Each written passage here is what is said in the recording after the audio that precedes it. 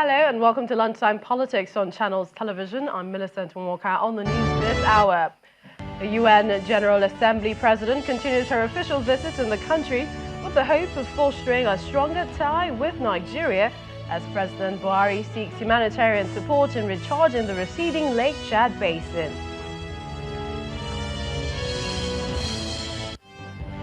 Senate moves to give legislative support to fortify the Nigerian police as the acting IGP meets with lawmakers.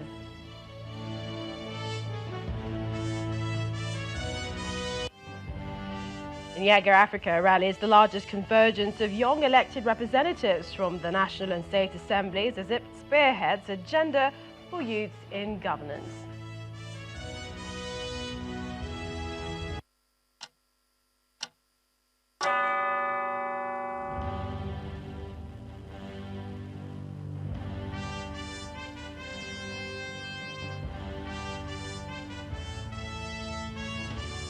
Welcome everyone to the program. Now we begin with the Presidential Election Petition Panel, which has begun its inaugural session at the Abuja Division of the Court of Appeal. Parties in the suit are the court premises, including lawyers to the petitioners, Alhaji Atiku Abubakar and his party, the People's Democratic Party, lawyers to the President, the All Progressives Congress, and the Independent National Electoral Commission are also at the court premises. The PDP vice presidential candidate, Mr. Peter Obi, is one of the most high-profile political figures present in court. According to Justice Bokachua, there are over 700 petitions from the just concluded election, with Imo State having the highest number at 78. She says the tribunal will act in strict adherence to the rule of law and the hearing will be on a day-to-day basis.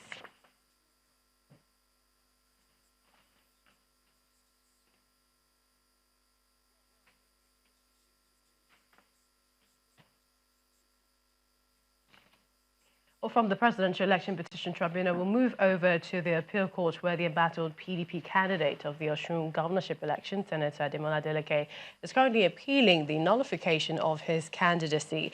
The Federal High Court had earlier nullified Senator Adeleke's candidacy on grounds of falsifying his academic credentials. We'll be connecting with our correspondent, Amaka Okafor, for more on the appeal court sitting in Abuja. Amaka right now. Hello, Amaka. The Presidential Election Tribunal, which was inaugurated about an hour ago, has commenced its inaugural sitting with the call over of the 4 petitions before the Presidential Election Tribunal. The first call over to be made was that of the Hope Democratic Party and its presidential candidate, Mr. Ambrose Oworu, who are challenging the election of President Muhammadu Buhari on the grounds that their party candidate and the party logo was excluded from the ballot paper, and as a result of that they are seeking for the petition tribunal, the election petition tribunal, to nullify the election of President Muhammadu Buhari. The next case to be called over was that of the People's Democratic Party and its presidential candidate Alhaji Atiku Abubakar, who are also challenging the elections and victory of President Muhammadu Buhari at the 2019 presidential election. They are basically saying that he is not qualified, or he was not qualified to participate in the election. They also alleged malpractice and violence that marred part of the election. The third petition that is being called over at the moment is that of the Coalition for Change and its presidential candidate, Mr. Jeff Ojinka. They are also seeking the nullification of the election of President Muhammadu Buhari. And the fourth and final appeal that will be called in a couple of minutes is that of the People's Democratic Movement and its presidential candidate, Pastor Abu Amiti, who is also challenging the victory of President Muhammadu Buhari at the 2019 general elections. The case of the Hope Democratic Party has been adjourned to the 14th of May 2019 for the pre-trial hearing, while that of the PDP has been adjourned to the 15th and 16th of May 2019 for the pre-trial hearing. At the moment, the tribunal is still on the case of the Coalition for Change and its presidential candidate. In all, there are 4 petitions at this presidential tribunal, but earlier the president of the appeal court did say that there are about 700 appeals that emanated from the 2019 general elections, with Imo State having the highest of 78 appeals. And as a result of that, 6 different panels have been sent to Imo State to ensure an expeditious dispensation of the appeals before the courts.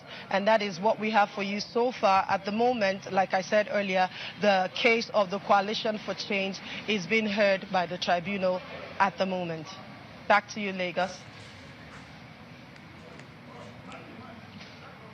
All right, many thanks, Amaka Okafor, our correspondent at the Abuja division of the Court of Appeal on the Presidential Election Tribunal that began sitting. And to make sense of all these 700 appeals, log on to our website, www.channelstv.com for more. Well, let's move on to security matters and the call for a timely solution to the rising case of killings and attacks in the country. The Acting Inspector General of Police, Mohammed Adamo, appeared before the Senate to brief lawmakers on the steps he's taken to address the security issues. At the end of the closed-door meeting with the lawmakers, the police chief told journalists that the Senate made some suggestions to him, which he plans to look into. Our correspondent Terry Kumi has more. The Acting Inspector General of Police is honoring the invitation of the Senate to brief it on measures being taken to address the insecurity in the country. This is a sharp contrast from his predecessor, who was invited on several occasions by this same Senate, but failed to show up. As the Senate settles down to its first legislative day, just before the first business of the day, the leader of the House moves a motion to suspend all items on the order paper to allow the Senate to receive the Acting Inspector General of Police, Mohammed Adamo.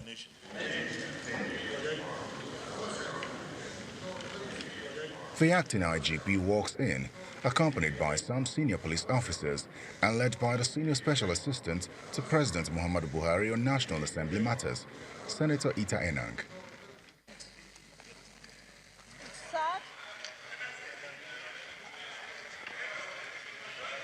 Then the Senate goes into a closed-door session. After about 2 hours, the IGP emerges and briefs journalists on some details of the meeting. We have reviewed the strategy and what we have put in again in order to mitigate some of the challenges that emerged again.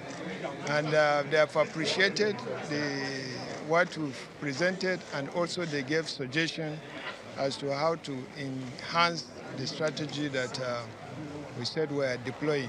They have agreed to support us in every aspect, in every area that we need in order to do our job to make the country secured. He also responds to questions on the allegations of rape against some policemen in Abuja. The actions of the police officer that they were alleged to have raped and molested the women, that we've set up a panel to investigate, and anybody caught and proven to have done that will face the law. Following this meeting, the Senate would hope that it would not need to invite the IGP again on the same issue, just as Nigerians would also hope that peace would return to every part of the country. Terry Ikumi, Channels Television News. Well, staying with tackling insecurity, let's now join a security expert and also former director of the State Security Service, Mr. Mike Ejiofor, on Nigeria's insecurity challenge. He joins us from our Abuja studios. We'd like to thank you for joining us on the program and begin by asking that, the IGP finally responded to the invitation of the Senate. And after that meeting, there were talks of reviewing and also enhancing various strategies and also more support for the police force. But let's look at intelligence and technology. Is this possible when you look at some of the remote areas where some of this insecurity is flowing from?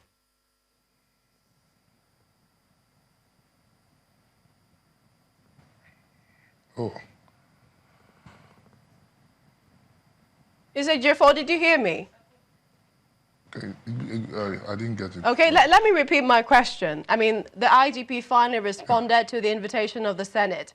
But if you look at some of the measures they talked about, there was also the mention of technology and intelligence.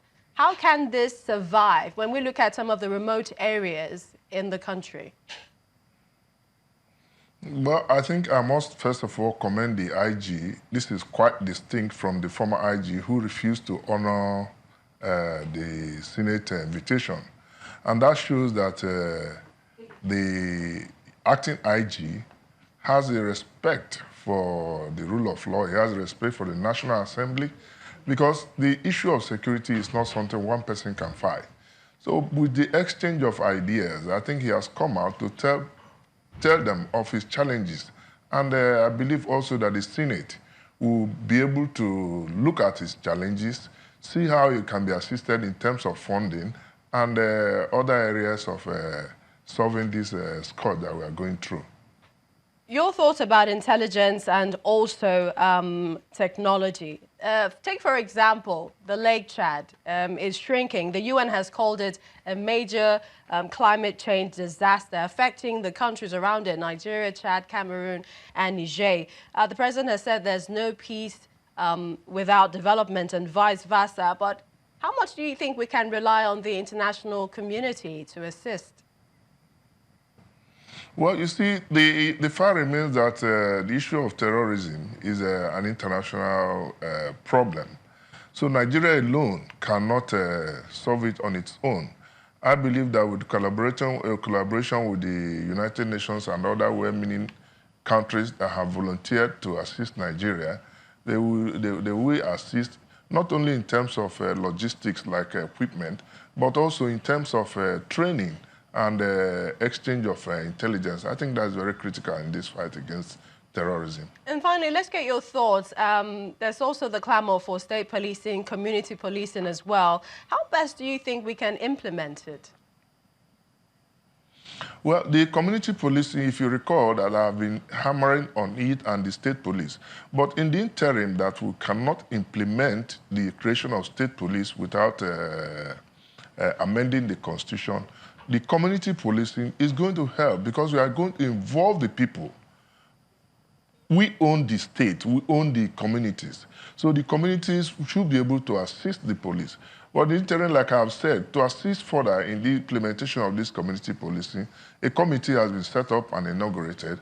I think they should go ahead to look at the possibilities of transferring the rank and file of the police, the bulk of them, to their various geopolitical zones, because it will build confidence, it will help people to understand the language. If you are talking of community policing, when people don't understand the language, it's going to be difficult.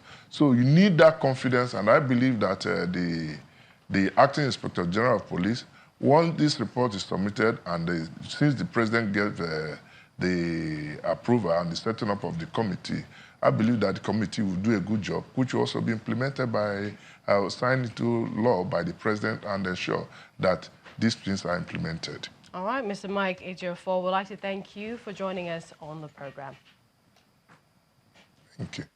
Well, Nigeria is expected to take over the leadership of the United Nations General Assembly, even as hope of the UN Security Council is being expanded.